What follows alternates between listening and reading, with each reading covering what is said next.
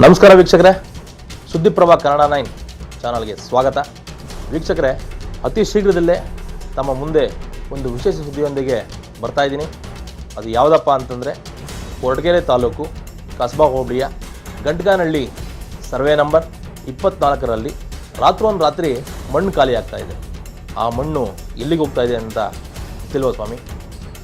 ಈ ಭಾಗದ ಸರ್ಕಾರಿ ಅಧಿಕಾರಿಗಳು, VI ಆಗ್ಬೋದು, RI ಆಗ್ಬೋದು, ಹಾಗೂ ಗಣಿ ಮತ್ತು ಭೂವಿಜ್ಞಾನ ಇಲಾಖೆಯ ಅಧಿಕಾರಿಗಳಿಗೆ ಯಾವುದೇ ಮಾಹಿತಿ ಬಂದಿಲ್ವಾ? ಏನು ಸ್ವಾಮಿ, ಒಬ್ಬ ಸಾಮಾನ್ಯ ರೈತ ತಮ್ಮ ತೋಟಗಳಿಗೆ, ಜಮೀನುಗಳಿಗೆ ಒಂದು ಲೋಡು ಕೆರೆಯ ಮಣ್ಣನ್ನು ಹೊಡ್ಕೋಬೇಕು ಅಂತಂದ್ರೂ 16 ಕಾನೂನುಗಳು ಹೇಳ್ತೀರಾ. ಅವ್ರ ವಾಹನಗಳನ್ನ ಜಪ್ತಿ ಮಾಡ್ತೀರಾ.